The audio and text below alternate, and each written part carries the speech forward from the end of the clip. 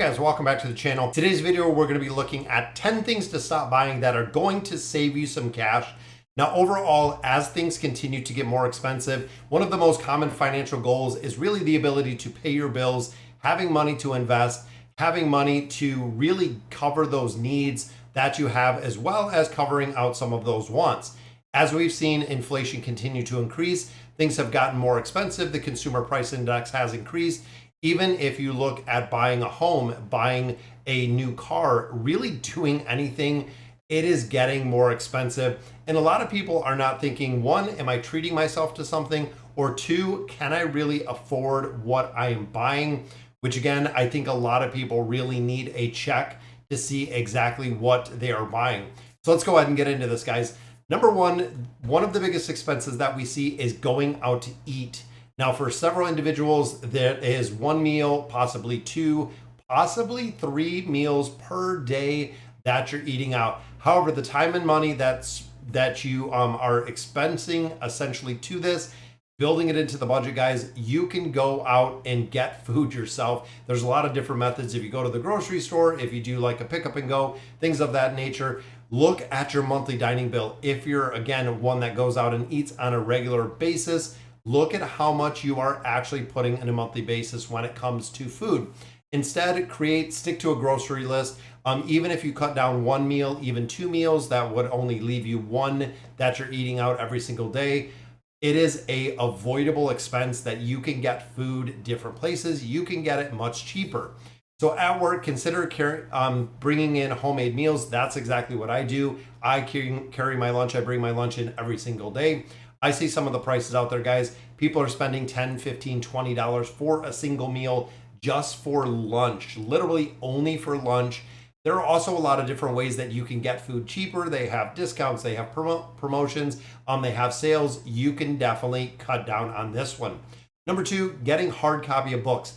Now, this is something that I did a long time ago. Used to have actual physical hard copies of books. As of now, guys, there are so many methods that you can get books online. You can get digital copies. You can get them on your phone. You can get them on your tablet.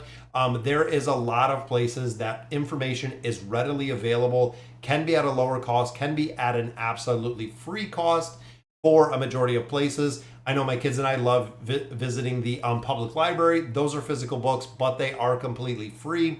It is something that is offered through the township that we live in. We actually have 3 different public libraries. So if you're looking for books, not only can you get the physical books there, but they also have the ability to get a ton of audio books.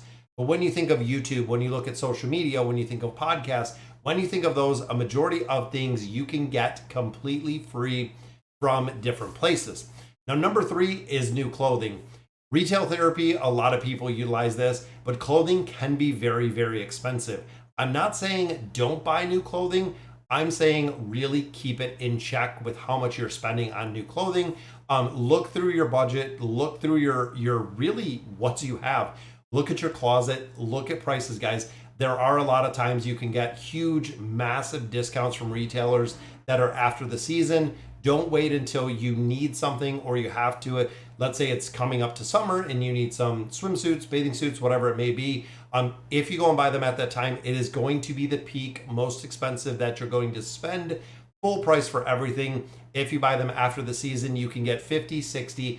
We've even seen them 90% off for some things, guys. That again makes a game-changing difference when you're paying $50 for something or you're paying $5 for something. And again, this is really something to put and build into your budget. You have to put it into the budget, guys, making sure if you have X amount of dollars, even seeing kind of where it rolls over. So if you are utilizing money for, let's say, new clothing, things of that nature, put it in the budget. I really stress this every single time, guys. Put in, $100 for clothing every single month or whatever your budget will really allow. If you don't use that $100 budget, carry some of it over, even looking at different places to kind of rearrange for times that if you have a larger expenditure that is coming up or if there's something specifically that you're looking to buy. Now, number 4 is new cars. This is probably one of the most overrated, expensive things that I have ever seen. For a majority of people, you can get a used car for probably about 30 to 40% of a discount of a new car. With the pandemic going on, a lot of people working from home, a lot of leased vehicles that were not driven. So we have actually seen a couple leased vehicles. I actually just had a friend purchase one, had it like 8,200 miles. So it was 2 years old. They turned in the lease, 8,200 miles. That is 4,000 miles.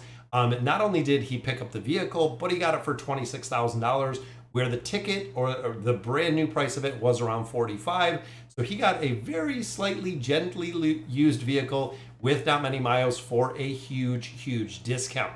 Next one we look at, guys, is gambling. This is probably one of the absolute pet peeves that I have. Gambling and betting has, in my opinion, guys, most of you know that I am from Michigan. It has went astronomical with the ability to literally, from the Michigan Lotto to MGM to there are so many online gambling sites that are everywhere. It is a hugely popular thing that people are getting into. However, they have the commonality of the house always wins.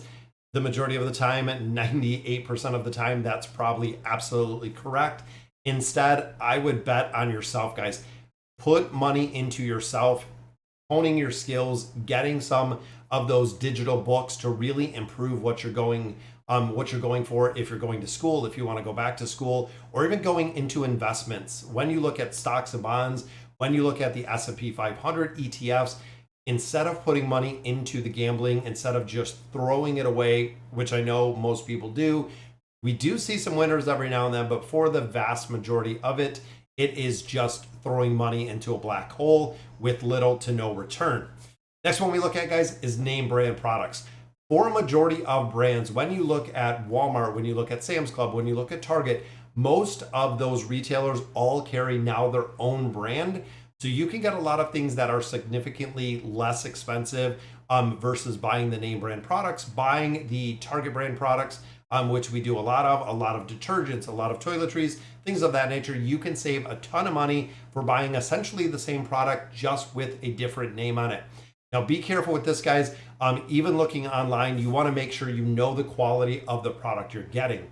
That is really the big difference, guys. If you can find a similar or same product for a better deal, in a lot of places, guys, look at your larger box stores or your Sam's Club, your BJ's, your Costco's. You can buy a lot of products, which when you do comparison shopping, it is incredible to see how much money you can save just on regular items like paper towel, toiletries, things like of that nature. If you're buying them a little bit more in bulk, it's a little more cost up front, but ultimately you're cutting your costs in about half, which is crazy going into some of those. Now, you do also have to be careful because most of them do have a membership fee, but you can kind of get around that with sharing it with some people or things of that nature. You never know exactly how you can make it work.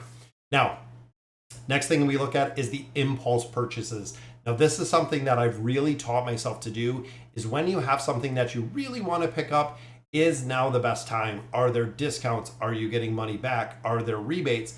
Making sure that every single penny that you have, guys, that you are getting the most for your money. There are a lot of promotional deals if you're buying big ticket items. When it comes around holidays in the US, usually there are a lot more heavy discounts.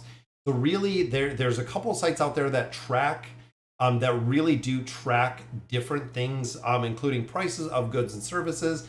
So if you're looking for a very specific item, you can track the price of it and see exactly when it was cheaper, or if you're paying more if you're paying more of a cost for it. The final one we look at, guys, is the trendy gadgets. Now, this, in my opinion, is probably the second most expensive place in a digital world, where you have iPhone, you have 7, you have 8, you have 10, you have 13, you have 14, whatever it may be, guys. We also see it with iterations of different watches, different smartphones, technology in general, guys.